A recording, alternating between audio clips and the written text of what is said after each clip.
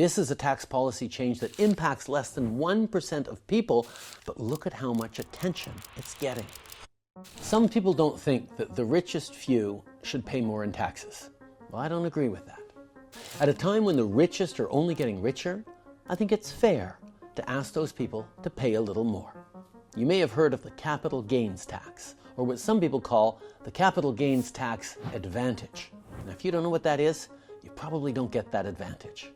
It's basically where you've made enough money and amassed enough wealth in assets that you end up getting a tax break. Here's what I mean. Everybody pays taxes on 100% of their salary.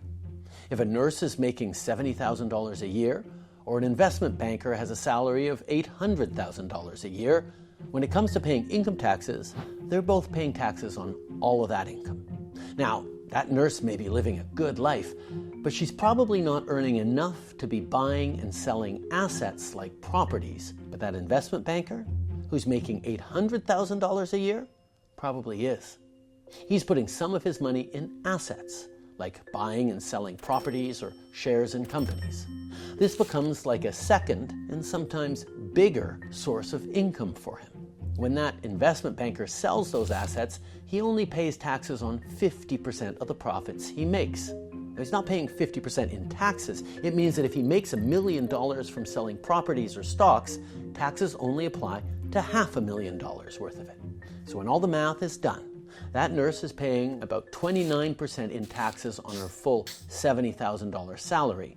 But the investment banker, he's only paying taxes on half of the money he makes from selling assets. That's the capital gains tax advantage. And it's not really fair. So we're going to change that. Starting June 25th, if someone makes up to $250,000 in capital gains, they're still going to pay taxes on only half of that. But for anything they make over $250,000, they're going to pay a little more. They'll pay taxes on 2/3 of that. So the very richest people are going to profit a little less off their assets, only 0.13% of Canadians to be exact.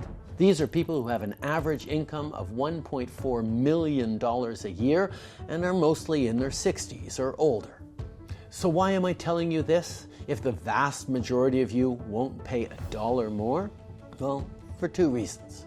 First, the conversation always seems to be dominated by the richest people in a society. This is a tax policy change that impacts less than 1% of people, but look at how much attention it's getting.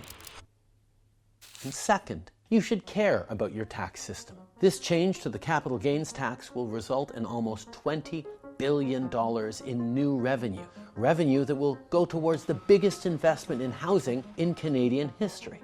Revenue that will create a national school food program, that will make prescription contraception and insulin available for anyone who needs it, that'll build a national dental care program. See, a fair system creates a fair country, and that's what I want. A fair Canada for every generation.